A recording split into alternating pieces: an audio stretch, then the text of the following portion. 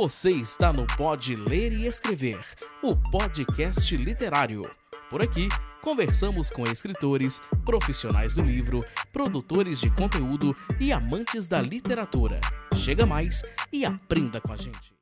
Olá pessoal, tudo bem? Estamos começando mais um episódio aqui do Pode Ler e Escrever. E hoje o nosso convidado, ele é escritor, um jovem escritor.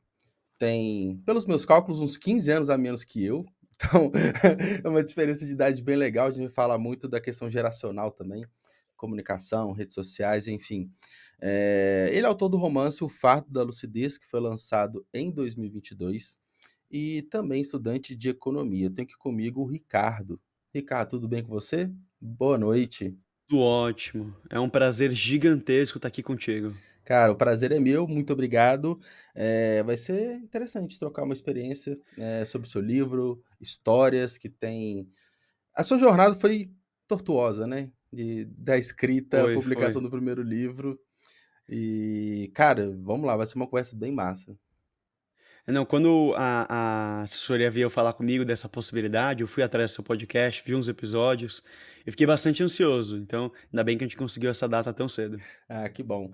Vai ser um episódio bem interessante. Eu fiquei bastante curioso, né, quando eu recebi o release, né, o preenchimento do formulário também, com seus dados e informações. E, bom, talvez o que mais chame a atenção, né, Ricardo, a priori, quando a gente passa a conhecer um pouquinho da sua história, é muito relativo a 2 anos atrás, um pouco mais talvez, do acidente que você teve, né? Andando de patinete, eh, ficou de cama. Imagino que foi um momento, além das lesões físicas, né? Entre muitos aspectos psicológicos, porque você estava num momento que é de muita pressão do estudante, né? Ali formando ensino médio, vestibular. Como que foi tudo isso para você? Então, pensando no contexto onde eu me encontrava naquela época, o acidente foi no dia 7 de setembro de 2020, então vai completar 3 anos em alguns Sim. meses. Foi um acidente de skate, na verdade. Eu estava no meio do último semestre do meu colegial, me preparando, fazendo as Uhum. inscrições para os vestibulares. E eu me envolvi nesse acidente. Foi um acidente muito, muito sério. Preocupou minha família, meus amigos. Foi um acidente realmente muito sério. O que me salvou foi o meu capacete. Deixei para trás só uma cicatriz grande aqui, 15 centímetros de cicatriz aqui no meu ombro. E eu fiquei de cama. Fiquei de Hum. cama, não sabia o que fazer. Meus amigos na minha escola estavam todos estudando para o vestibular e eu lá, de cama, com as duas mãos machucadas, não conseguia segurar um lápis, não conseguia estudar. E isso me deixou numa posição muito, muito, muito diferente da de todos os meus colegas. Além Uhum. disso, tínhamos a pandemia global, as restrições que vigoravam e um jovem muito, muito perdido. Sim. Surgiu a oportunidade de escrever esse livro. Uhum. Você tocou num ponto interessante, porque todas as dificuldades da pandemia, né, enfim, a gente ainda estava você falou setembro, né, de 2020, a gente estava aprendendo ainda, né, sobre como lidar com tudo isso. Imagino que você foi hospitalizado, aquela confusão toda, então teve um agravante nesse ponto também, né. Eu E lembro de uma cena muito drástica da minha hospitalização, que foi logo depois do meu acidente, porque eu estava sem camiseta no dia do meu acidente, foi numa estrada de asfalto. E eu me ralei inteiro, inteiro. Eu lembro uhum. de eu em uma maca, 100% nu, sendo segurado por 2 enfermeiros e um terceiro enfermeiro com uma bucha de aço nos meus machucados Pra tirar o em carne asfalto, viva né. para tirar o asfalto. E eu gritando de dor, gritando de Sim. dor. E essa acho que é talvez a pior parte, né, se você tá naquela adrenalina ali, tem que ser tudo muito rápido, infecção e tudo, e eu imagino que a recuperação tenha sido complicada, um tanto quanto lenta, até porque, assim, né, você estava nos últimos meses do ano, é vestibular, às vezes é onde você dá maior gás ali para estudar, você teve que parar, teve que pausar tudo isso, né. Exatamente. Não, a minha clavícula, que foi o osso de maior fratura, hoje em dia é uma clavícula biônica praticamente, tem 15 pinos na clavícula. Uhum. Ela é mais aço do que osso. Cirurgias Então, também no meio. fisioterapia. Sim, cirurgias. Por acaso, a sorte que eu dei que foi a pessoa que me encontrou por uma sorte do destino, quem me encontrou estrupiado, desmaiado no chão, foi sorte minha que eu desmaiei também, ainda bem que eu não fiquei acordado. Mas quem me encontrou foi a esposa do que seria o meu cirurgião. por acaso. Então ela sabia os Ó, procedimentos de ambulância, ela sabia tudo que ela tinha que fazer, não mexer em mim, chamar a ambulância. sim, Então eu dei muita sorte. Foi tudo muita sorte. Minha família me ajudou muito, bons médicos, foi sim. E atendimento psicológico. esse é um ponto, né, você tá falando aqui do aspecto físico, né, clavícula, né, os ralados e tudo. Talvez o primeiro impacto é no físico e depois é um aspecto mental, né. Como manter esse controle, né, no hospital, de cama, diante de todas essa situação. Como que foi esses meses ali? Você imagino que você pensou em muita coisa e poderia fazer pouco, mas pensando em muita coisa. Certamente. A minha hospitalização, assim, integral no hospital foram poucos dias, foram talvez uns 3 ou 4 dias. Mas depois eu fiquei de cama em casa. É. Eu não sei se você já leu o livro A Metamorfose, Do Kafka, sim. do Kafka. Sim. Foi o primeiro livro que eu li depois que eu acordei. Nunca tinha lido e eu falei: "Olha, Uhum. que momento oportuno". Sim. Tava na minha cabeceira a Metamorfose do Kafka. Logo que a morfina saiu do meu sistema e eu estava consciente, eu peguei a Metamorfose do Kafka e comecei a folhear. E eu li. E cara, quando acabei a Metamorfose, eu estava tão deprimido quanto o Kafka. Aham. Conheça o Clube de Autores, a maior plataforma de autopublicação da América Latina. Somos mais de 42 mil autores e mais de 75 mil livros publicados. Entrar para o clube é muito simples. Primeiro, você publica seu livro online gratuitamente. Depois, você diz quanto quer receber de direitos autorais. Por fim, nós vendemos e você recebe o dinheiro direto na sua conta. Muito simples, não é mesmo? Então acesse o link aqui na descrição deste episódio e venha com a gente. E foi uma coisa, assim, dificílima, porque, sabe, antes de eu me acidentar, eu estava praticando muito esporte, indo muito bem na escola, estava num relacionamento, aí o meu relacionamento chegou a acabar, eu perdi o meu corpo atlético que eu estava cultivando, meus amigos estavam passando em mim em questão de Sim. desempenho escolar, final de ano, festas, colegial sendo perdido, sabe? São Uma, momentos únicos também, né, que só acontece ali, que perdeu e passou, né, não tem como acabou, muitas vezes acabou, recuperar, né. acabou. Exatamente. E foi uma coisa, uma sensação tão ruim, tão ruim. Aí eu tive um atendimento psicológico de um psicólogo que me acompanhou por anos, Dante, me acompanhou por anos, o Dante. E o que me fez, de fato, começar a pensar no meu livro desse Sim. acidente foi quando eu voltei a ter atendimento psiquiátrico, com uma doutora maravilhosa. Mas, indo para a psiquiatra, eu fui lá e voltei com um novo diagnóstico para casa: o transtorno obsessivo compulsivo. Uhum. E eu não sei se convém já passar para esse tópico. Bora, vamos embora, vamos manter a linha. Vambora. Aham. Vamos manter a linha. E eu voltei pra casa e eu falei: "Nossa, que curioso, Juliano. Eu saí de casa enquanto Ricardo e voltei pra casa com um atributo que me qualifica de uma outra maneira que eu não me entendia anteriormente, mas pelo estigma que existe sobre esse atributo, eu sou obrigado a me compreender dessa maneira também". Aí eu peguei um livro que tinha na minha estante, que é esse livro aqui, esse calhamaço que eu deixo aquele de fácil acesso aqui do lado, que é Uhum. o DSM-5. É um livro de umas 900 páginas, escrito pela a Associação de Psiquiatras Americana, que é atualizada a cada poucos anos ou meses, sobre os transtornos que existem da mente. E eu Uhum. fiz uma leitura bastante criteriosa a respeito desse livro, passando por todos os transtornos, lendo com qualidade, com delicadeza, se fossem as descrições ou as classificações estatísticas, e eu fui fazendo anotações de quais deles eu sentia que eu me enquadrava. Eu fui muito criterioso, Juliano. Eu juro pra Uhum. você que eu fui razoável na minha classificação. Eu entrei com 2 transtornos, o transtorno de ansiedade generalizado e compulsivo, obsessivo compulsivo, e eu Uhum. saí com 18. 18. E eu achei isso muito pouco razoável. Muito Uhum. pouco razoável. Eu comecei a pensar: o que há em um nome, principalmente em uma sociedade? O que difere uma pessoa comum de uma pessoa esquizofrênica? Sim. E eu comecei a pensar na lógica que existe nos diagnósticos psiquiátricos. Uhum. E isso você tendo uma, não falo um autodiagnóstico, mas uma conclusão própria a partir da leitura, né? Ou isso foi de fato acompanhado com psiquiatra também, ou você foi, se encontrando na literatura, né, médica, enfim. Como que foi descobrir tudo isso também? Porque, querendo ou não, quando você Então, tem, essa autoanálise, isso pode até agravar, de repente, algum sintoma, algum diagnóstico, alguma coisa assim. certamente, o meu objetivo com essa leitura não era me autodiagnosticar. Muito pelo contrário, eu não me reconheço com esses novos transtornos.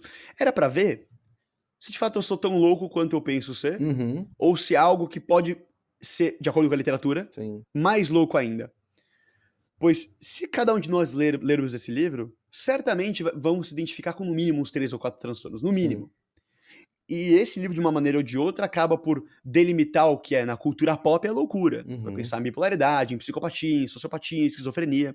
Então não é que eu fiz uma autodiagnóstico, eu só queria um experimento, sim. sabe? Não é que eu cheguei pro meu psiquiatra e depois falei, olha, eu me reconheci nisso aqui. Foi mais uma Muito pelo contrário. curiosidade, né, você foi mais por curiosidade ali. Isso, isso.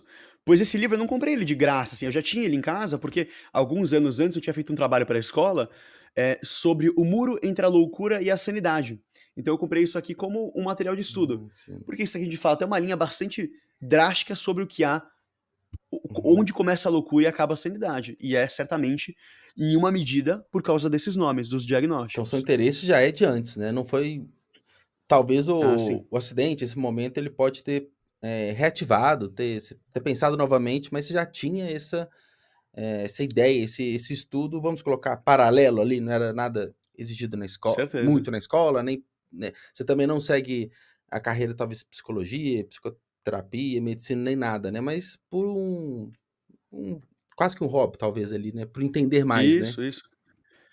A coisa, Juliano, é que é a seguinte: todo meu livro, ele já foi lido por psiquiatras, já foi lido por Uhum, psicólogos, inclusive psiquiatras que são alunos de letras e estudantes de letras, então sim. é a bancada avaliadora do inferno. Sim.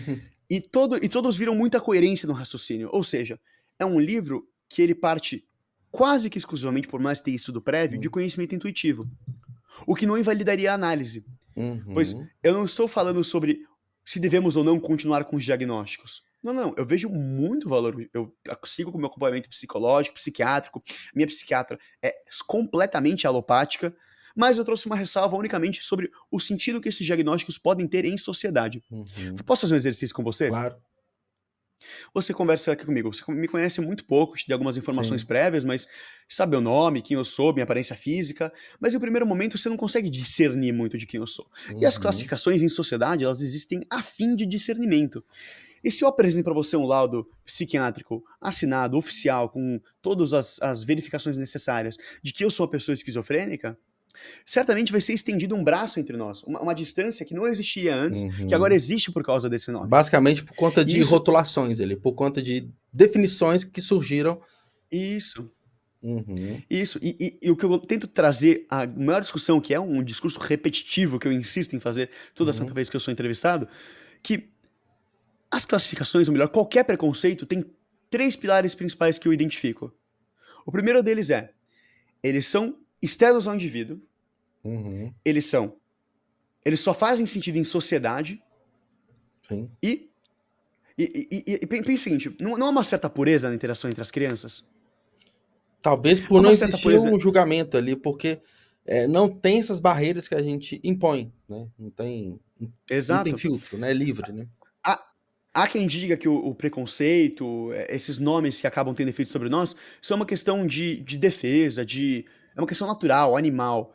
Mas quando eu vejo a autodefesa do animal, é um pássaro que evita de, por exemplo, comer um sapo com uma certa, cor no corpo dele, porque ele acha que é venenoso. Sim. Mas uma criança, coloca ela ao lado de qualquer outra criança, seja uma criança com alguma deficiência, uma criança com uma deformidade, uma criança de outra cor, uma criança com alguma deficiência, qualquer que seja, e ela não vai reagir. Vai Uhum. tratar como se fosse qualquer outra criança. Isso porque não há o estigma internalizado. Há de ser ensinado ainda a essa criança. Uhum. Então, esse foi o meu questionamento. Há algo em sociedade, ensinado, que é externo ao indivíduo e que só faz sentido para essa Uhum. sociedade, que causa muita dor e muita distância. É, se a gente for Pois se a fosse. gente dá para ir além do aspectos psicológicos, né, a gente vai para qualquer tipo de discriminação e preconceito, a gente pode até criando, vamos colocar assim, em camadas, a cada informação que você falou da distância, é 1 metro a mais que você tem da pessoa. Pô, sei lá, ela é pobre, você tem uma distância.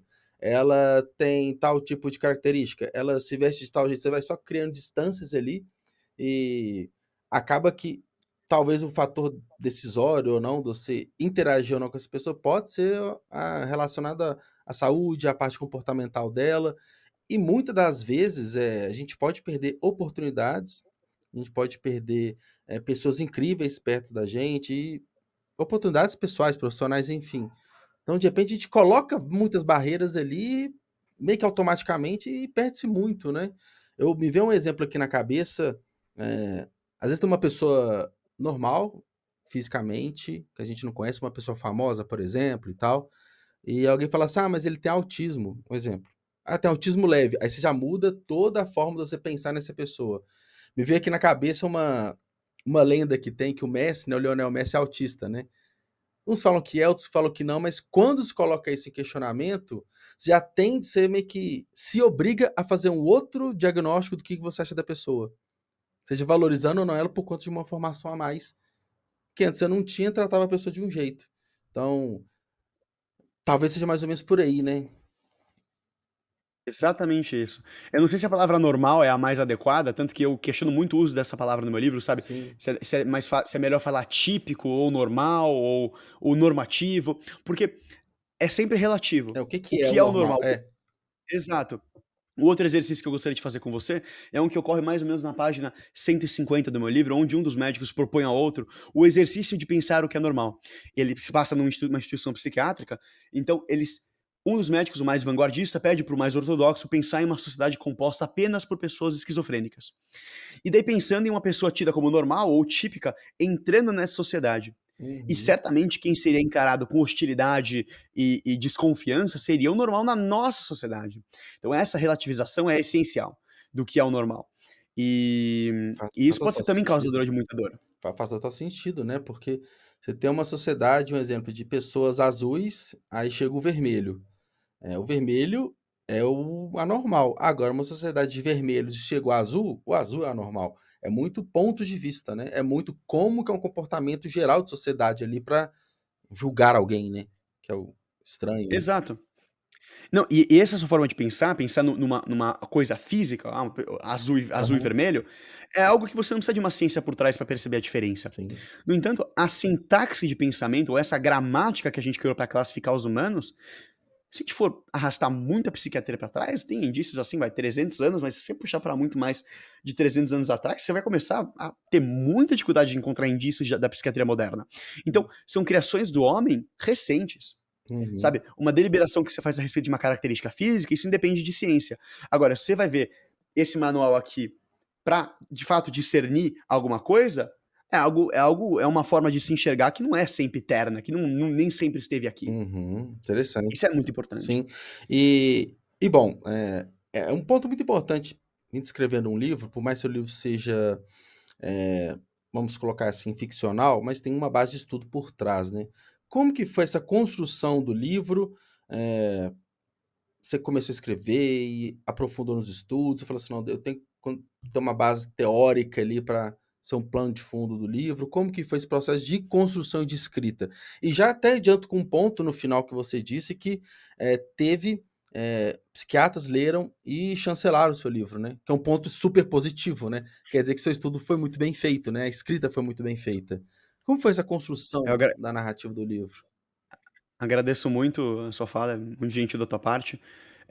Então, foi mais ou menos assim, eu comecei a escrever por necessidade, porque eu estava de Tinha que cama, fazer eu não alguma conseguia coisa, né? mover minha mão.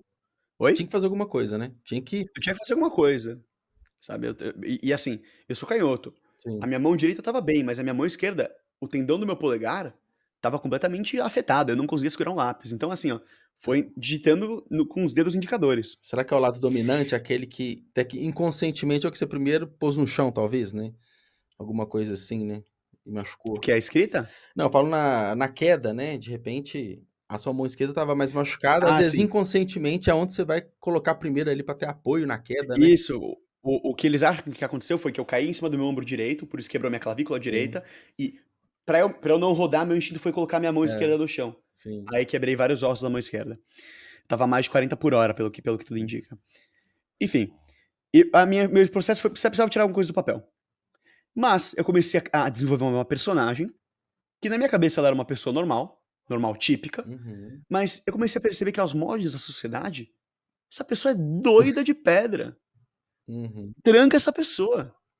Aí eu comecei a fazer um atendimento, já fazia atendimento semanal com um psicólogo, mas eu comecei a trazer o meu livro para esse atendimento semanal e discutir com ele. Ele é doutor em psicologia e jornalista, então ele tem um pouco de ele é versado tanto na escrita quanto na psicologia.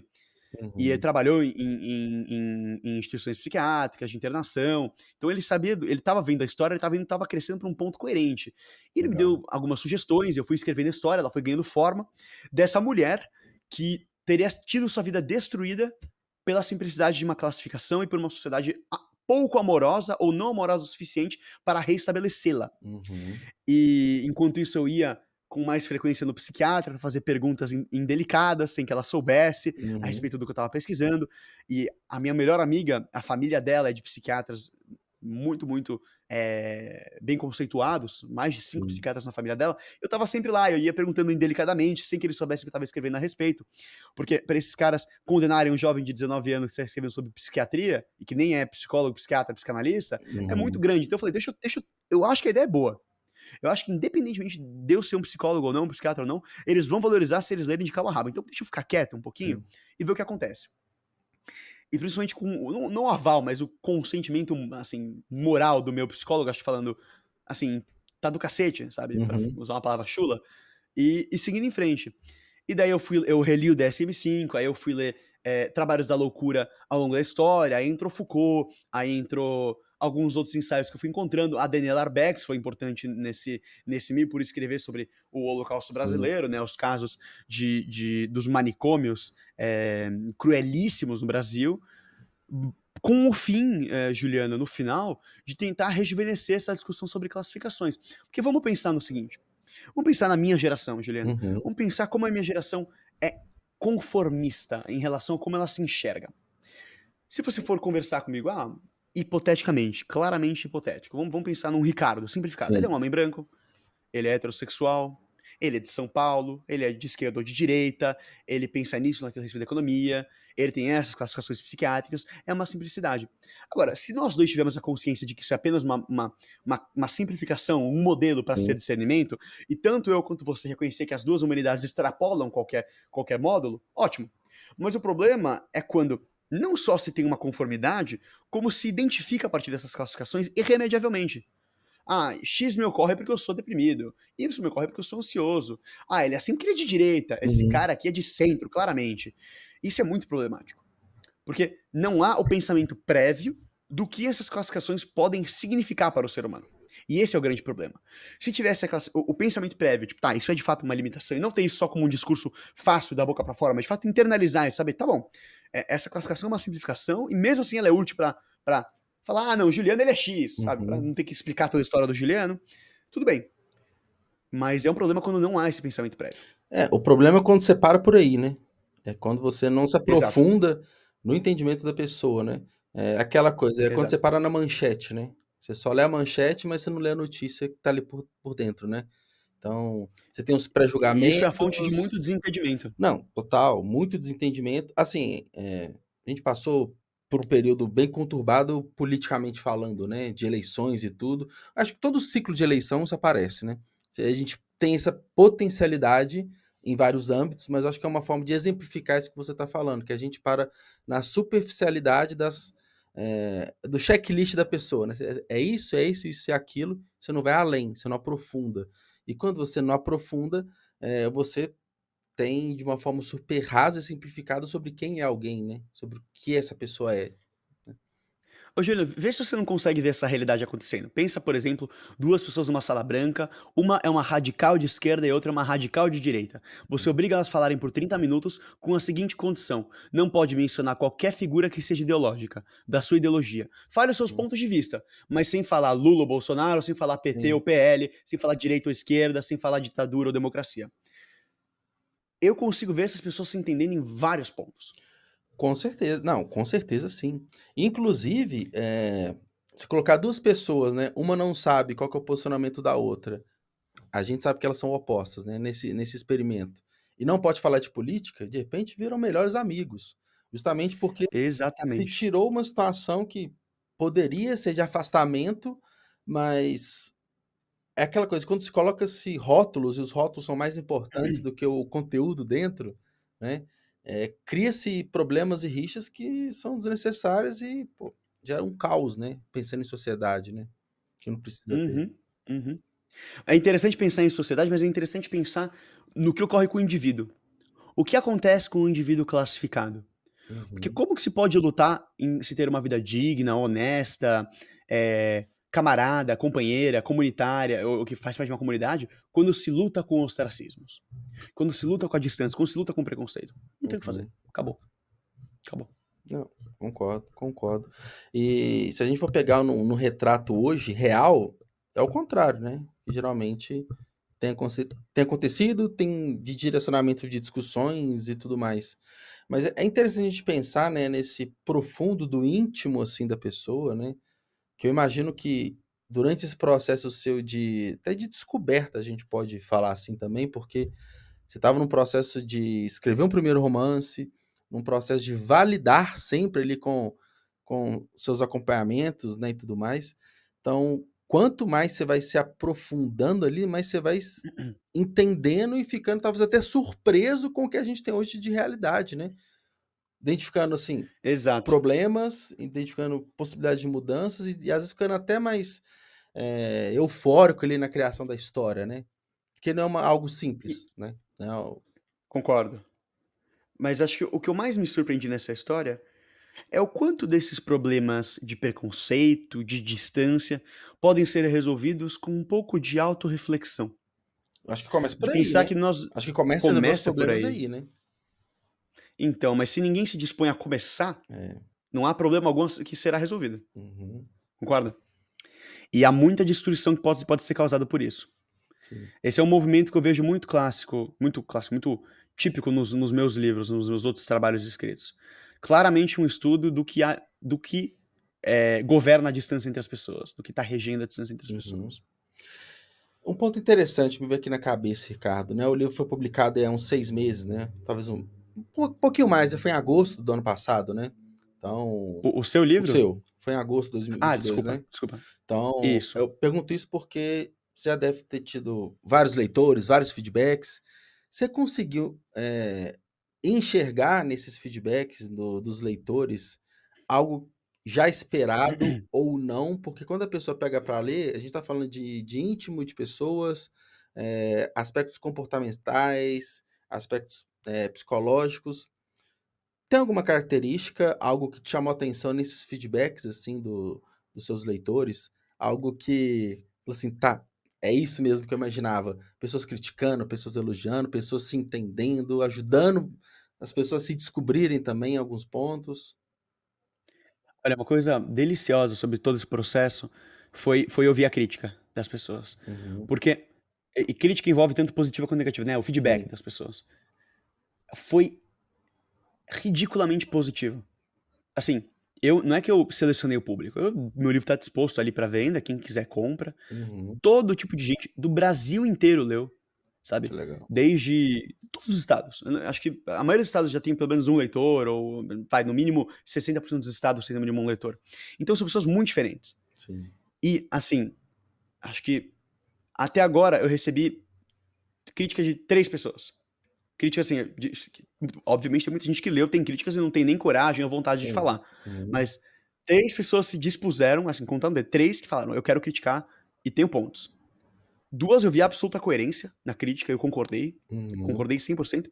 E uma foi completa balela, o cara estava chapando de linguiça. Sempre tem esses, Não né, dava que pra zero sempre tem. fundamentado, é o cara que quer só desabafar e o problema é com ele, Eu não não com o enten livro, muitas vezes, né. não, assim, o cara escreveu um textaço, eu juro que eu não entendi o que ele escreveu, com todo o coração. Não, às vezes, E se eu ele pedi ler pra ele de novo, às explicar. vezes nem ele vai entender também, né, que às vezes, pelo momento que É, a pessoa tá ali no desabafo, né, escreve qualquer coisa. assim, acho que as críticas mais pesadas que eu falei, que não pesadas, mais, eh, negativas em relação ao enredo seriam talvez uma um pensamento um pouco ingênuo a respeito da bondade das pessoas, o que eu discordei.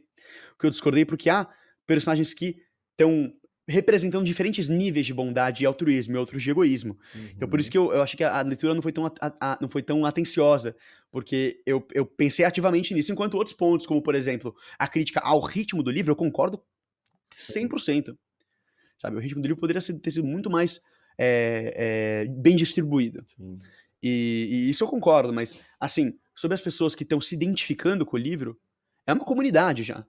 É legal. uma comunidade de pessoas, uma comunidade pequena, evidentemente, mas pessoas que, assim, presenteiam seus amigos e estão usando o título do livro em lição de casa de escola, ou indo para congresso com o livro, ou querendo presentear pra gente, ou lendo e relendo, ou comprou o livro em e-book e quer comprar o livro físico, ou comprou o livro físico e quer comprar outro com assinatura ou com dedicatória pra presentear o livro físico. Sim. E eu não falo isso de um ponto, de um ponto assim arrogante, eu falo com muito carinho, com muito amor.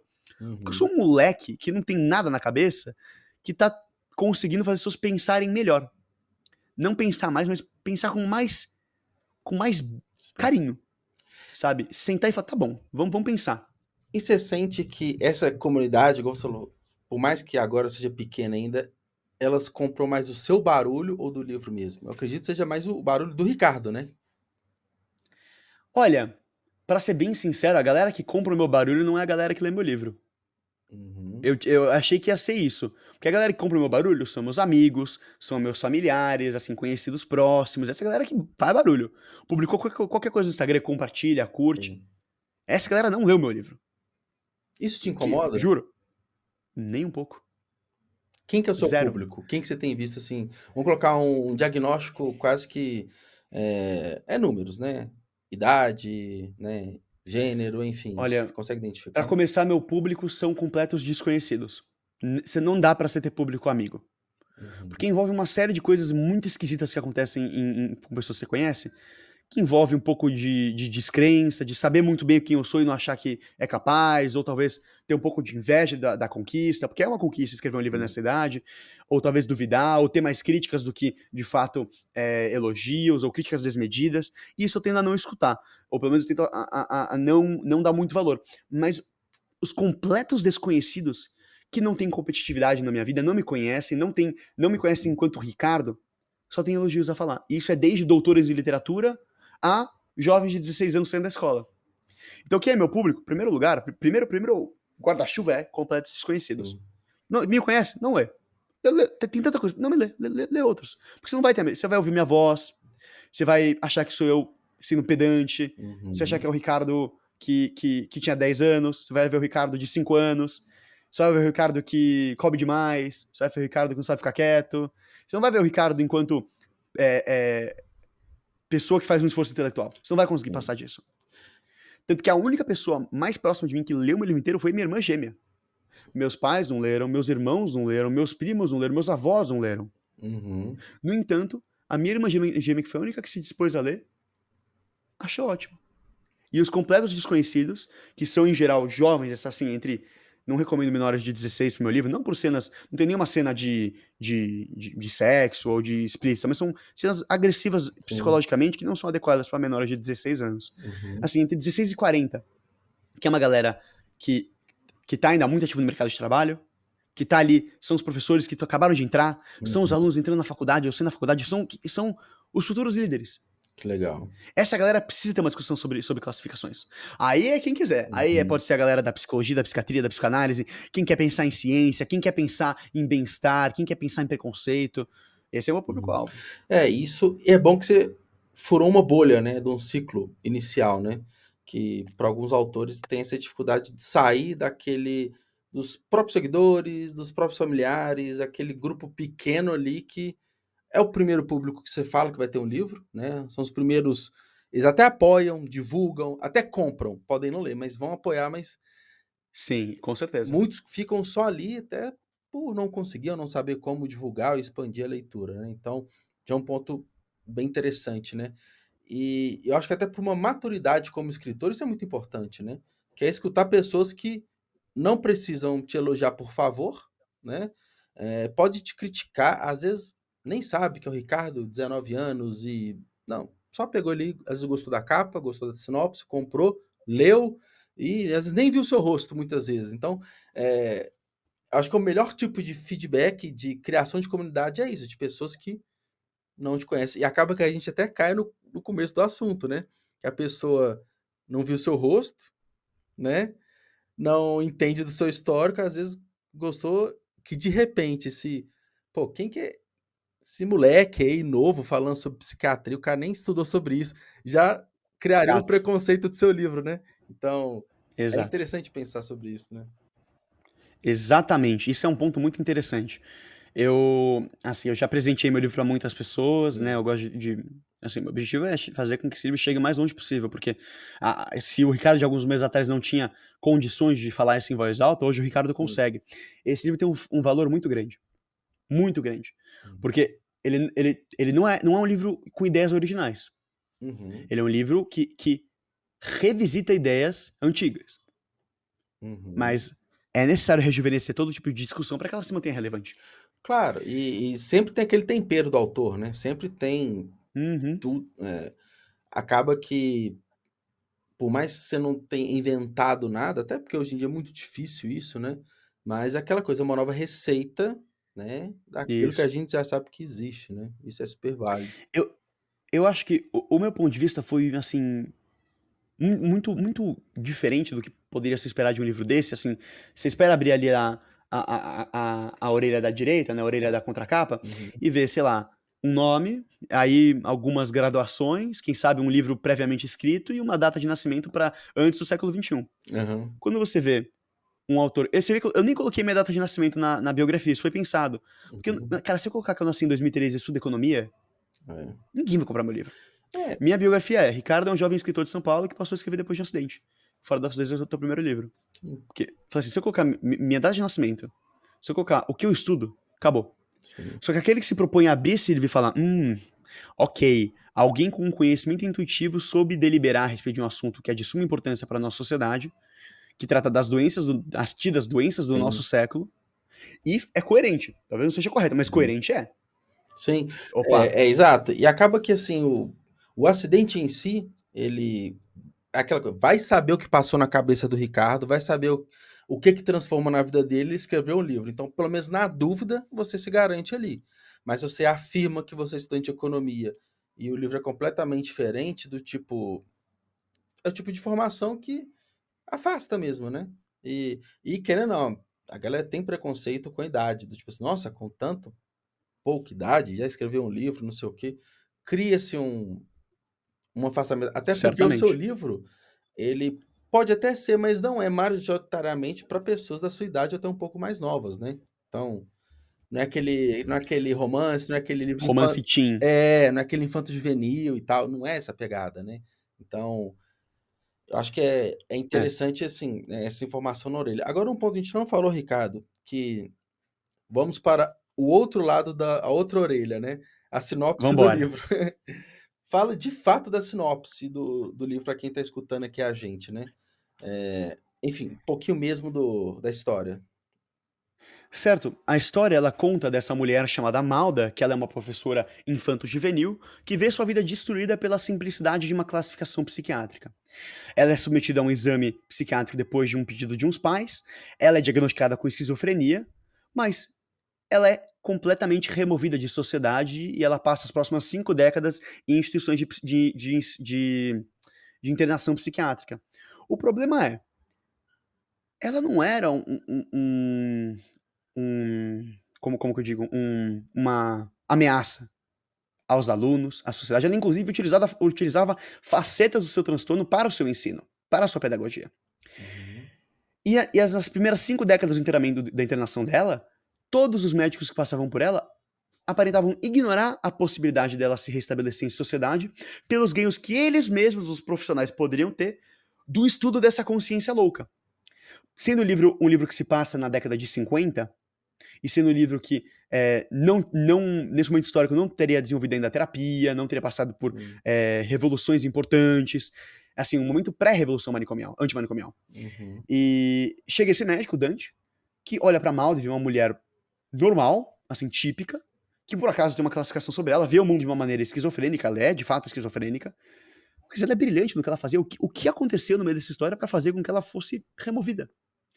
E daí é a história desse doutor tentando reestabelecer a humanidade dessa pessoa que nem mais crê muito ser humano e mais objeto de estudo, e convencendo a ortodoxia dos seus colegas a libertá-la. E daí são Hum. a jornada do auto-questionamento desse médico, que nunca muito foi retribuído com essa estrutura de lucro intelectual, de prêmios. Ele sempre foi um médico meio medíocre, um médico Uhum. meia boca, e por isso que ele nunca conseguiu exceder, e por causa desse ponto singular de nunca ser um médico muito bem sucedido, ele nunca foi vaidoso ou levado à vaidade de estudar alguém para um prêmio, porque ele sabia que ele nunca ia receber mesmo. Então ele Uhum. começou a olhar pela humanidade e achando muito curiosa a maneira como Malda, que é essa protagonista, enxergava o mundo, e não vendo loucura, mas vendo lucidez e vendo genialidade. E achando os Bacana. loucos que entrou inicialmente. Cara, é, contou muito bem, bem interessante. E o que me chamou Obrigado. atenção no começo é que acaba que ela que toma essa decisão de buscar um diagnóstico, né? Então, assim, Não, ela é submetida. ela é Ela é submetida. submetida. Cara, que Ela é curioso. submetida. Mas a Malden levava uma vida normal, vamos colocar assim. Sim, ela era uma professora infantil. Assim, se eu puder entrar um pouco no transtorno dela brevemente, a maneira como ela enxerga, ela tem um filtro da realidade que ela não consegue tirar. Ela enxerga as pessoas ou como animais ou como seres humanos. E como ela era uma professora de jardim de infância, ela chamava cada um dos seus alunos pelo animal que ela tinha crença dessas crianças serem. Só que como essas crianças eram crianças, elas não viam nenhum mal. Então um era o gatinho, outro era o pavão, outro era o Uhum. leão, outro era a topeira. E as crianças achavam perfeitamente normal. E ela não só fazia isso de uma maneira sutil, como ela fazia com uma criança que era classificada enquanto um rato se sentir à altura de um leão, tendo uma valorização das características pessoais. Sim. Só que isso chegou ao ouvido de algum pai que, calma, não é uma brincadeira que ela faz, ela não consegue parar de fazer Uhum. isso.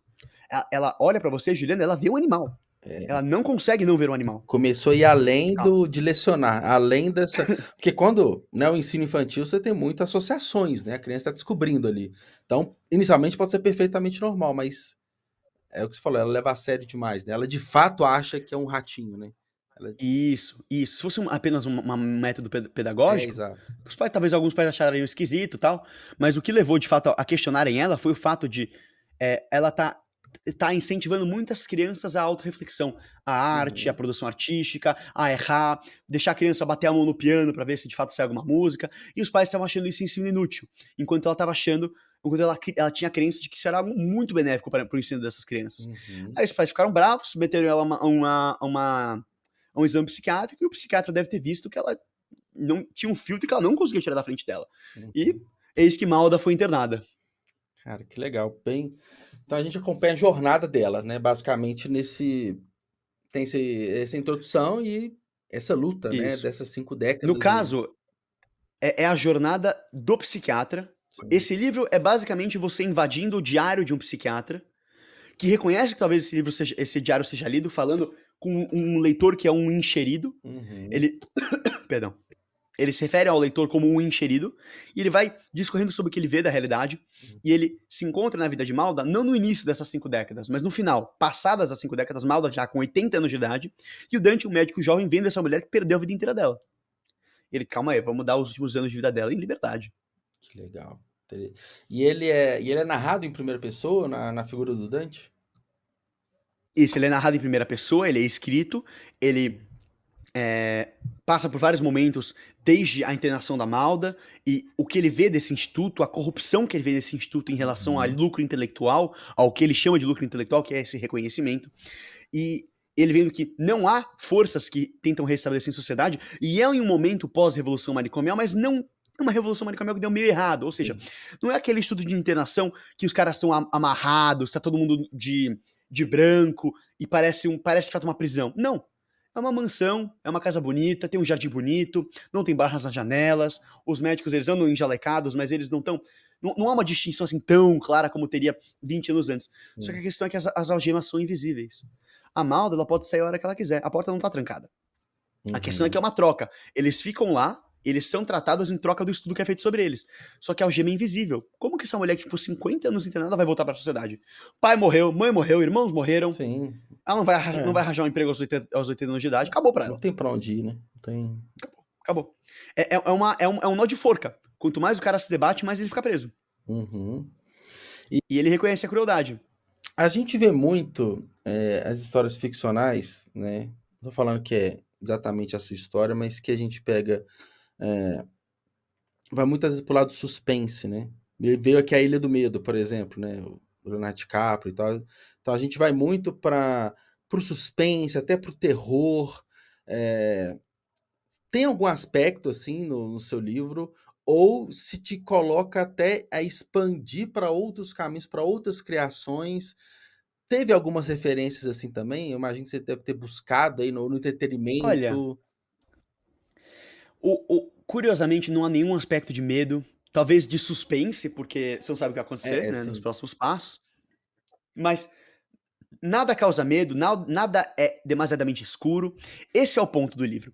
Tudo é claro, tudo é bonito, nenhuma das pessoas parecem ser muito loucas, ninguém é violento, ninguém é agressivo. A gente até estranha, Esse é né, o ponto. porque não é É, geralmente isso que mostram pra gente, né, é. no meio do Se você for literatura, analisar, filme, tudo. se for analisar desculpa, por favor. Não, falando assim que não é mais não é o comum, né, quando a gente vai igual eu falei, a Ilha do Medo, né, pô, um baita de um suspense, né, a gente vai ver vai para o terror também, cria-se, eh, anormalidades ali pra gente até acho que até a gente historicamente tem um certo preconceito com clínicas, né, de tratamento psiquiátrico e tudo, por conta do que o cinema mostrou pra gente, né. Então, Exato. aí quando você Se eu coloca fosse o partir, oposto, a gente até assusta, né, como leitor, né. você pegou o ponto. Se eu colocasse, tá bom, eu quero fazer um argumento contra as classificações e ao mesmo tempo mostrar pessoas diagnosticadas com esquizofrenia que pegam uma faca e metem no amiguinho, aí eu vou perder força no argumento. Mas, Juliano, todos os loucos do meu livro são pessoas normais. Sim. Ou normais, mais, sabe, típicas mais ou menos. Sabe? Uma pessoa que veio me fazer um comentário logo lá, uns primeiros leitores, falando: Ricardo, o Dante, que é o médico que narra, é o mais louco de todos. Uhum. Ele é o que mais tem uma questão obsessiva com alguma coisa que de fato prejudica ele e prejudica os outros. E ele só não tá internado porque ele tá de jaleco. É aquelas E, camadas a gente falou no começo, né. Eles colocou um jaleco, eles protege. né? Eles protegem qualquer coisa que pode Exatamente. acontecer com ele, só por ter um jaleco ali, né. Exato. E é um lugar que não tem barras, nenhum dos loucos é agressivo, ninguém tem um grande impedimento de fala, Sim, ninguém tem falas assim demasiadamente loucas. Há violência, há agressividade, mas não é aquela que você vê no Ilha do Medo, que você vê no Alienista, que você vê, sabe, o louco que de fato tem, que olha pra você e você fica com medo dele. Não. Todos os meus leitores, assim, esmagadoramente, não é todos, 100%, 100%, sim. viram pra mim e falam: Malda é uma mulher encantadora e eu já vi ela em sociedade milhares de vezes. Esse que é o ponto que eu falo, que se a gente for hoje visitar alguma clínica, a gente vai encontrar de fato, esse retrato que você colocou no livro, basicamente. Pessoas, vamos colocar aí, normais, encantadoras, enfim, não essa confusão toda que o entretenimento fez a gente acreditar que é, né. É isso aí. Por isso mesmo que, por exemplo, eu tenho um tio falecido, um tio-avô, na verdade, que foi um dos motivos pelo qual eu escrevi esse livro. Ele era esquizofrênico. Eu sei disso, esse é o diagnóstico dele. Uhum. Juliano, é a única coisa que restou dele. Eu não sei, eu tô tentando pensar qual era o nome dele. Isaac, Ian, eu não lembro qual era o nome dele. Eu tenho certeza que ele era esquizofrênico. E ele morreu há 40 anos atrás. É tudo que restou dele. É o que marcou, Tudo. né. Ele foi um monte de coisa, qualidades, defeitos, enfim, características, mas o que ficou é ser esquizofrênico, né. Exato.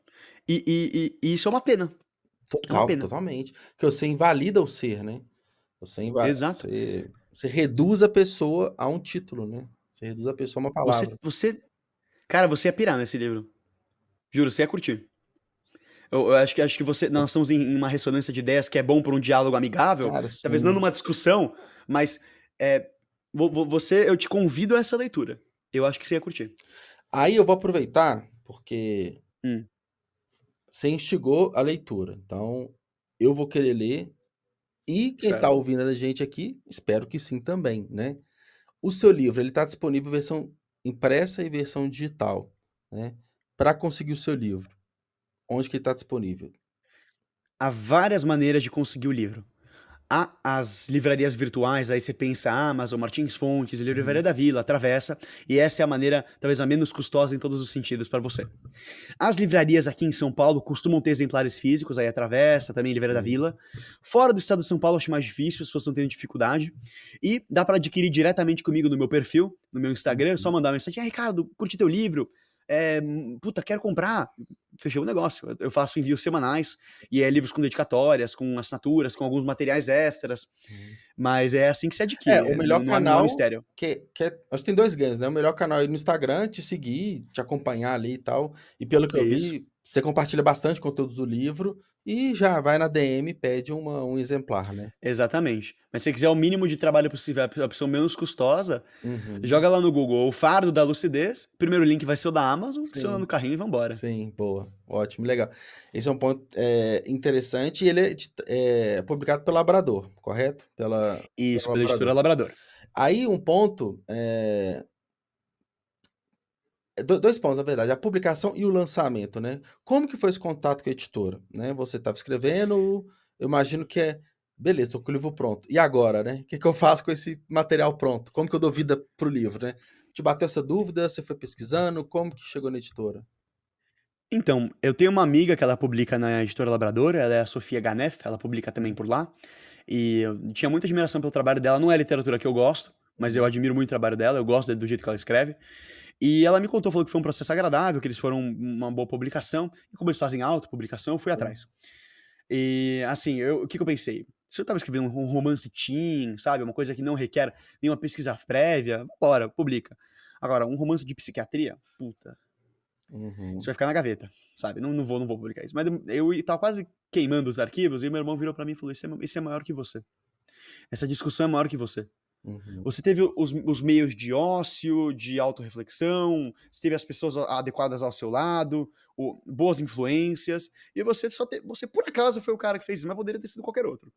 Porque você não é um psiquiatra, você é uma pessoa que pensou, sabe? Uhum. Qualquer um que pensar, calma, eu e o Juliano, a gente é de fato tão diferente assim? Ah, não somos. Por que que a gente pensa que a gente é? Ah, tem nomes. O que que esses nomes significam? Sabe, é muito fácil chegar a essa Uhum. conclusão. Então não é um livro com uma discussão difícil. É muito acessível. Então eu só fui o cara que por acaso chegou nisso. E muitas pessoas chegaram antes de mim nisso. Sim. Mas meu irmão falou assim: "Olha, Ricardo, essa discussão precisa ser lida pelos jovens, é maior que você. E você não vai acabar isso, não vai queimar isso. Eu tenho Uhum. arquivo, se ferrou." E daí eu publiquei, e o lançamento foi uma coisa linda. Eu tava muito nervoso pro lançamento, eu fiz um esforço gigantesco para esse lançamento, assim, literalmente sair na rua com Sim. panfletos entregando para as pessoas. E assim, é muito triste, você tá na rua, a pessoa pega o teu panfleto Eu e vi um anda três reels eu vi um passos, reels que você né? foi até expulso de um lugar e tudo, né. Fui expulso dos 5 lugares. Aí a pessoa pegava o panfleto e dava 2 passos, jogava no chão, sabe? Uhum. Muito frustrante. E no dia do lançamento tava uma chuva desgraçada em São Paulo, e eu falei assim: "Nossa, não vai vir ninguém. Ninguém me ama, ninguém me ama, não A vai vir gente se ninguém." questiona muito nisso, né, nesse momentos antes ali, né, do evento. É. Aí começaram a chegar as primeiras pessoas, eu falei: "Tá, não vai vir ninguém, eu vou gastar tempo, eu vou ficar que nem trouxa de pé depois. Então eu vou escrever as dedicatórias com carinho." Eu escrevi dedicatórias de 5, 6 linhas pra cada pessoa, agradecendo e tal. Aí quando eu fui ver, a fila estava grande. Aí quando eu fui ver a fila ficou gigante, fila assim de 50 pessoas. Que Falei: legal. Que tá acontecendo?" Aí foram as próximas horas, as 3 horas mais intensas da minha vida, que foram talvez umas 150 pessoas, umas 250 pessoas no Pô, lançamento. que foda. E foi uma coisa que eu tenho muito orgulho, muito orgulho. Foi em Foi um dos livraria? maiores Foi em lançamentos. uma Foi livraria? Livraria da Vila, Livraria da Vila. Legal. Foi um dos maiores lançamentos da Livraria da Vila que não pessoa pública famosa, Sim. do ano passado. E assim, quando eu acabei, eu só lembro de levantar e falar: "Água, água." Uhum. Eu estava completamente em choque ainda. E foi um dos dias mais felizes da minha vida, e curiosamente, as semanas que seguiram, eu vivi a maior depressão que eu já vivi na minha vida, sabe. É o pós-parto, né. É o pós-parto, é o pós-parto.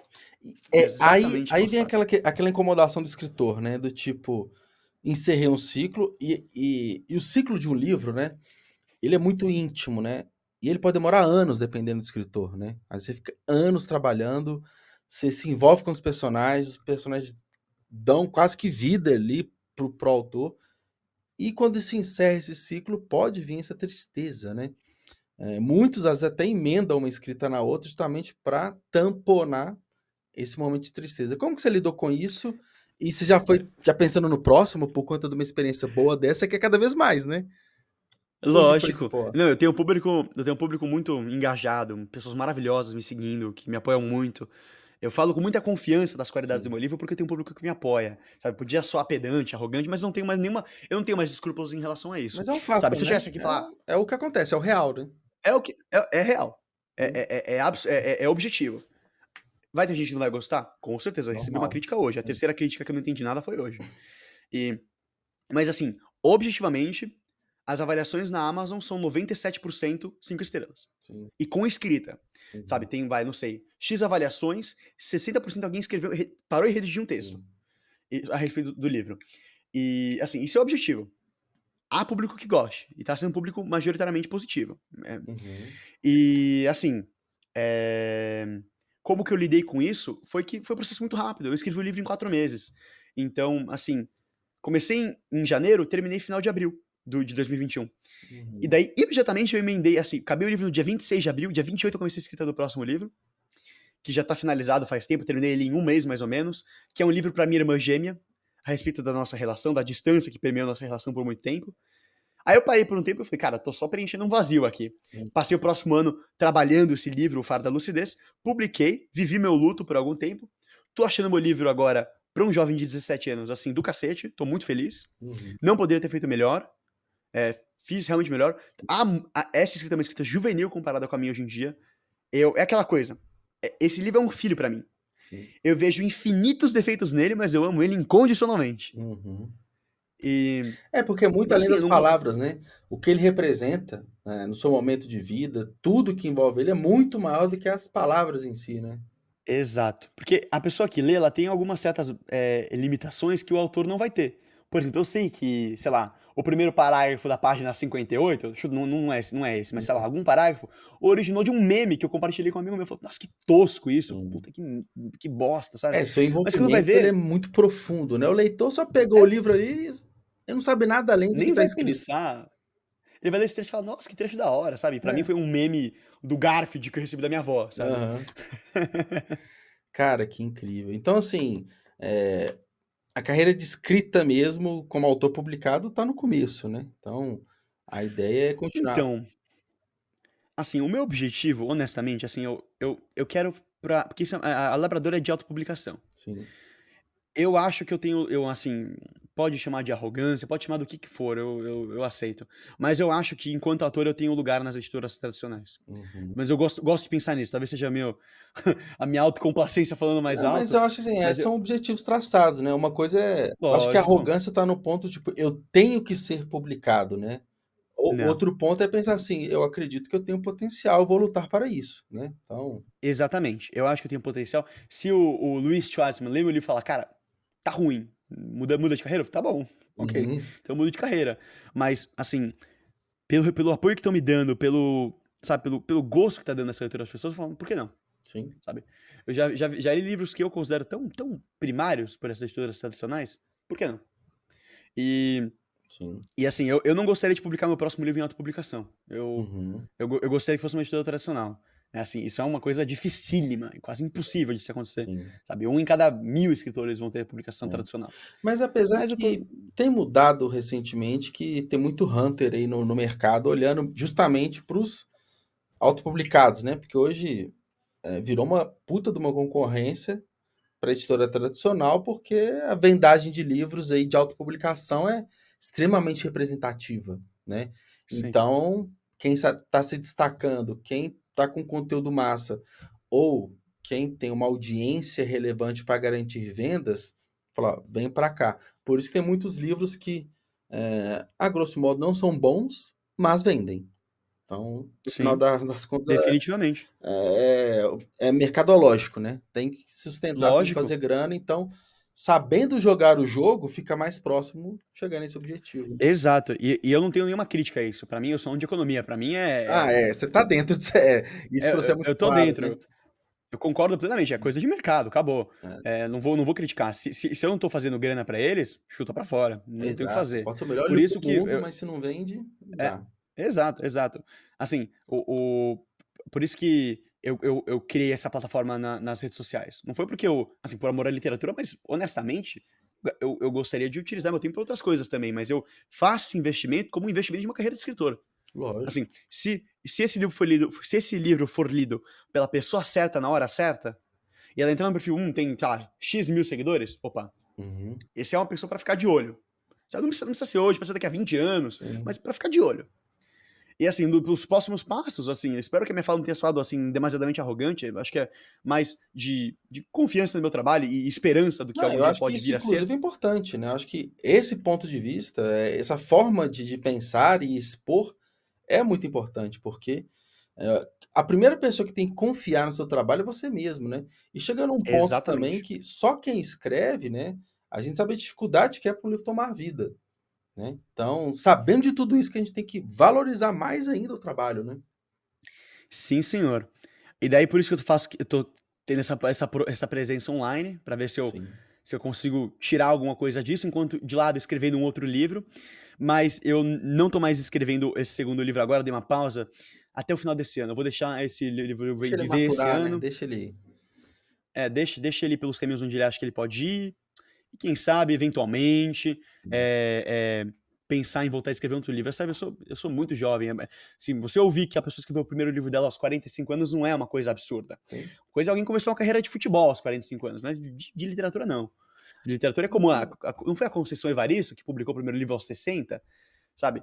Aí começa a ficar, tipo, aí é outlier, aí começa a ficar um pouquinho, tá, não é, aí já não é tão comum o primeiro Uhum, livro ser aos 60, mas é comum o primeiro livro ser aos 30, 20 e uhum. muitos, sabe? Meu primeiro livro foi aos 17, então tem chão. Não, tem muito chão e quando a gente pega na que é muito intelectual, né, o livro é um esporte intelectual, vamos colocar assim, né, às vezes quanto mais tempo, né, de vida, você vai tomando maturidade, você vai tendo mais vivências, mais experiências, então vai agregando, né.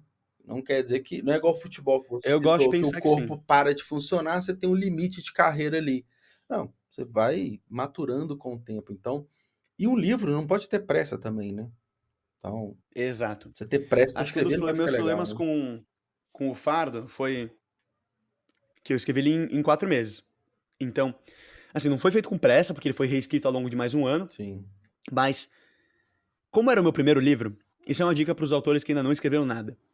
É muito comum gente vir falar comigo: "Ricardo, eu escrevi esse conto, eu tô começando a escrever esse livro, lê as primeiras páginas, vê o que você acha, lê pra mim, me dá crítica".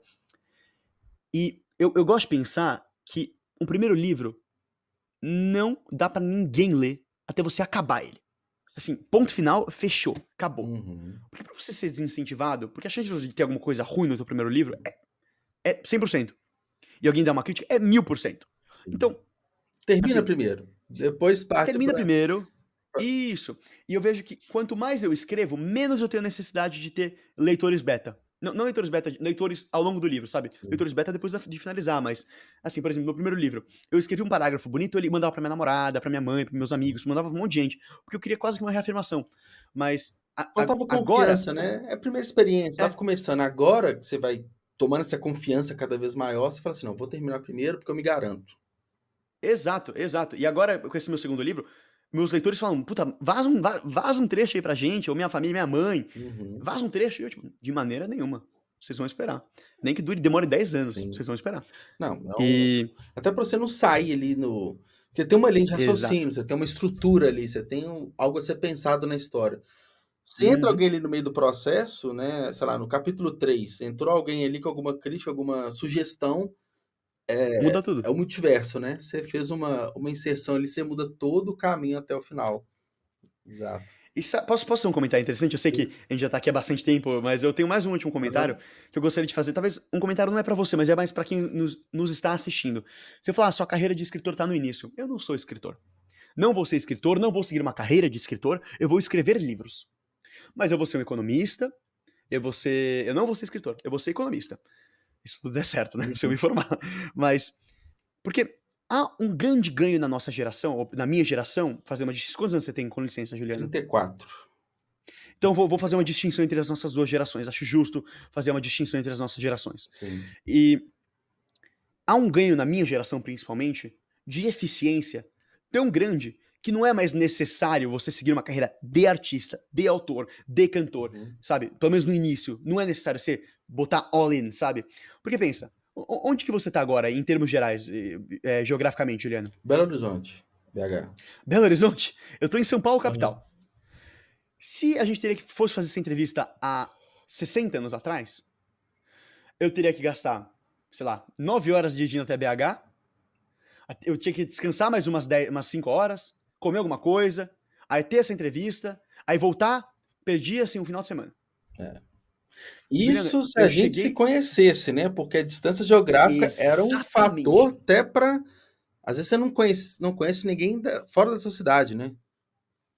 Muito obrigado. E agora, eu cheguei em casa, por causa do alagamento aqui em São Paulo, 2 minutos antes da entrevista, a gente tá aqui em coisa de 1 hora, acabou. Pra Resolveu. você editar vai ser mais algum pouquinho, e daí acabou. E daí, vamos pensar na sociedade como um todo. Isso pra quem de fato tem condições mínimas. Eu não Sim. tô falando de casos extremos, tô falando de casos típicos. Você vai, por exemplo, fazer uma compra. Hoje em dia é comum que compras online sejam mais baratas que compras ao vivo. Uhum. Esses 15 minutos que eu gasto numa compra online seria 1 hora ainda até um mercado. Aí depois, puta, hoje não posso ir de ônibus, não posso ir de metrô, eu vou de Uber. Aí esse tempo número você vai já resolvendo algumas coisas. Aí em vez de você visitar a sua mãe essa semana, você vai ligar pra ela. Aí, ao invés de você gastar tempo numa biblioteca, você vai mandar no chat GPT uma informação simples. Aí, ao invés de você ter que é, é, abrir um estúdio de música, você compra um microfone na Amazon e ele chega em casa em 15 minutos. Em 15 dias, sei lá que seja. Então, há ganhos de eficiência na minha geração que são incalculáveis. Sim. Que de 15 minutos em 15 minutos, ao longo de décadas, viram anos. Você fala pra pessoa, ô bobo, quanto tempo você precisa pra escrever um livro? Assim, sentado na cadeira. Ah, preciso de 3 meses com a bunda na cadeira. Tá bom, então 3 meses com a bunda na cadeira, pode ser, talvez, vai, umas 3 horas por dia? É. Então tem 2 anos que você acaba o livro? É. Então com esses ganhos de eficiência na sociedade, se você não gastar com TikTok e Instagram, e bobeira pra apagar teu cérebro, pra desligar teu cérebro, você escreve teu livro em 2 anos, cabra. Uhum. Acabou. Então é uma coisa de mindset que eu acho tosco, mas é assim, se eu quero escrever, não preciso abrir meu caderno, eu abro meu celular, 30 segundos que eu salvei. Aí, se eu quiser mandar mensagem pro amigo, eu não preciso mandar uma carta pra ele, não preciso ir até a casa dele, não preciso ligar no orelhão. Uhum. Manda um zap pro cara. Deu algum chabu com o metrô, pega um Uber. Ou deu algum chabu com qualquer coisa, tem meios de tornar isso mais eficiente.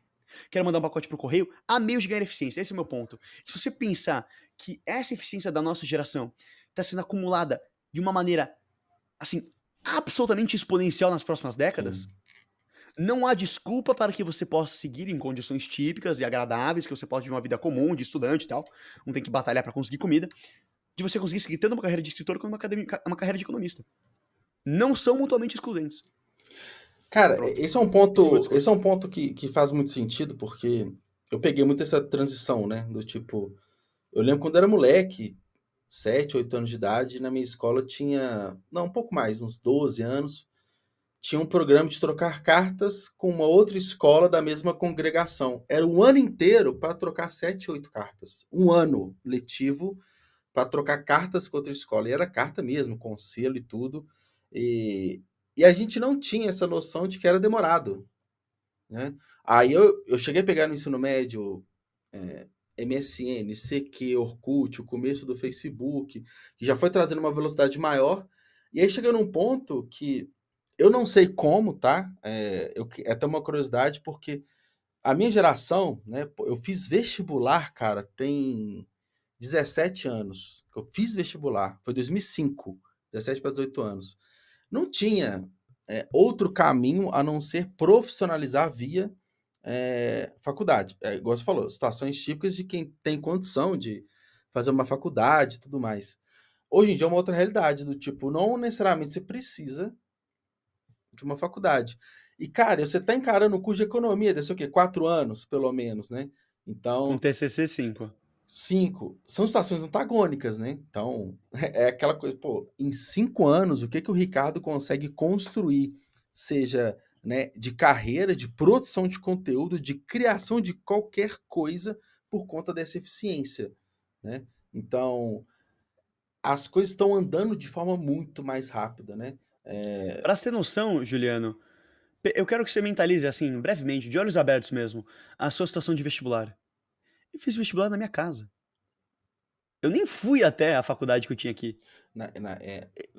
Na minha época eu fui na fa Bizarro, não, e né? na minha época, cara, hoje você faz Enem, né, assim, quem vai Isso. pelo Enem, uma faculdade, outra que não é, eu lembro que na minha época de ensino médio, o Enem já existia, mas ele servia como um balizador, ele não tinha peso em nada, e era um exame muito mais fraco do que é hoje, por sinal, muito mais fraco. Cara, era às vezes uma semana, todo dia você indo para alguma faculdade fazer um vestibular, indo presencialmente, fazia 10 vestibulares, tinha que viajar para outra cidade para fazer no interior, e assim, só para Isso. responder as questões e mas Não, é muito um engraçado, amigo eu meu. não vi muita evolução da minha entrada na faculdade. Cara, eu lembro certinho, eu usava disquete, estava começando o celular com câmera, era umas paradas assim, e quando eu Que legal. formei, cara, a gente estava usando, eu lembro direitinho, uma aula, é mais ou menos da sua área, de administração de empresas, que eu tive em 2010, que foi o lançamento do iPad. 2000, eu lembro direitinho, 2010, lançamento do iPad. O professor falou assim, e ele, e esse professor, ele era antenado à tecnologia e tal, ele falou assim, gente, pra que isso aqui? Um iPhone grande, ninguém vai usar. Ele afirmou categoricamente o lançamento do iPad. Rolou muito meme na época. Então, assim, é legal ver, eu acho que eu peguei a geração que foi, assim, a migração do online, do offline online, para uma geração que é 100% online, que é hoje. Então a gente teve um ganho muito grande aí nos últimos 20 anos, né? Acho que é uma. Pra você ter noção, essa fala do seu professor, tudo bem que a minha faculdade é uma faculdade privada, mas aqui na minha faculdade, eu vou falar que assim, mais de 10% dos alunos não usam caderno. Sim, Anotam ou exclusivamente no computador, ou computador e daí folha para digitalizar, ou sim, computador e tablet, assim. Então, tipo, é importante ver o que pretende uma tecnologia. Em geral, é ganho de eficiência. Não, quer dizer, no final do dia, toda a sim. tecnologia visa ganho de eficiência. Pra você ter noção, hoje foi o primeiro dia da minha vida que eu postei uma coisa no correio. E eu tava no correio, eu falei, nossa, eu gastei 15 mil pra postar um negócio. E é pra Suíça, tudo bem. Mas eu É, faço seria o envios de mesmo livro. trabalho para qualquer região ali, né? Então, Isso, isso. E daí eu fiquei pensando, cara, eu faço meus envios normalmente por uma empresa privada, né, de transporte. E o tempo que ela gastou pra fazer essa etiqueta, eu teria feito 8, tem um sabe? deslocamento, tem a fila. Agora, imagina se o ir no correio, imagina que não tem Amazon, não tem e-book. Para ler seu livro é só livro físico. E naquela coisa, você tem que todo livro, quantas horas você vai perder do dia, da semana, do mês fazendo isso? E a gente está falando só de uma atividade, que é envio de livro. Uhum, Aí uhum. multiplica isso para qualquer tipo de coisa, né? Exato. Pensa lá o Hemingway na casinha dele em Cuba, em Uhum. 1940, 50. Ele errou uma palavra, deixou cair tinta na página, acabou a página, tem que reescrever a página. Já era. A gente aqui, ó, puta, escrevi sessão errado, backspace 3 vezes, acabou. Ou nem isso, às vezes corrigir automático também, né? Às vezes não precisa nem se preocupar em corrigir, né? Cara, Exato, é muito você bizarro. pegou. É muito bizarro. Então, ó, isso é pra você, jovem, você mesmo, que passa aí teus dias com o teu cérebro desligado, olhando pra tela do celular, TikTok. Não é errado, eu tenho TikTok também, eu Sim. uso. Mas calma aí. Beber álcool demais é alcoólatra, jogar demais é viciado. Cara, Tudo em moderação. esse que é o ponto, porque é tanta informação, tanta plataforma, tanto. Parece um discurso de velho. Meus pais deviam, acho que falar isso pra mim da mesma forma, enfim, cada vez mais coisas você tem que canalizar a sua atenção. Acho que esse é o maior desafio hoje, né? Canalizar a atenção para coisas que importam, né? Que vão trazer algum Certamente. tipo de resultado, enfim. É um. E se pra pessoa importar, assim, ir pra faculdade, voltar para casa, e com aqueles ganhos que você tem da sua geração de não precisar fazer uma série de coisas por causa de tecnologia, você ficar na sua cama 3 horas no TikTok e isso não te incomoda nem um pouco, aí eu considerei uma falha no seu caráter, mas tudo bem. Sim, O, o, é, é, faça o que quiser na vida. Se esse for o seu objetivo e você não se incomoda com isso, você vive a vida do jeito que você quiser. Mas se você tem uma indignação a respeito disso e você ainda segue dessa maneira, é necessário repensar. é, cada ação tem uma consequência, né? Não tem como. Mas, Certamente. Mas, Ricardo, Exatamente, amigo. cara, queria agradecer pela conversa, foi ótimo, adorei Pô, conhecer você, seu livro. Eu acho que. E é um pequeno choque de gerações, né? Mas é um ponto interessante que muitos, muitos pontos convergentes, né? Acho que é uma linha de pensamento interessante, assim. Bom, para a gente finalizar, vamos fazer novamente um merchanzinho aqui. A gente falou do seu Instagram, mas claro. qual que é o seu Instagram? Né? Qual que é o seu arroba Ótimo. para as pessoas te encontrarem? Ó, esse enquadramento que tá aparecendo aqui vai estar aparecendo no vídeo final também? Vai estar no vídeo final, mas tem pessoas que vão só Ótimo. nos ouvir também. Então, Então tá bom. Então eu vou falar para os dois, mas para aqueles que estão em vídeo vendo o meu nome, é mais ou menos igual. Você coloca @Ricardo Z Angulo, sem o ponto. @Ricardo Z Angulo. Angulo igual matemática, igual se escreve ângulo. Ricardo Esse é o meu Instagram. Zangulo, né? Fica Ricardo Zangulo. Ricardo Zangulo. Boa. Ricardo Zangulo. Legal. Arrasou. Ah, Arrasou. bom E o demais. livro, como sempre, nas livrarias virtuais e físicas aqui em São Paulo. E onde quer que você esteja, leia meu livro, venha falar comigo que eu estou muito disposto a conversar com você. Bom demais, Ricardo. Muito obrigado, então. Eu que Sucesso, agradeço. carreira literária, como economista também. E até mais. Um abraço. Até mais. Tchau, Tchau. tchau.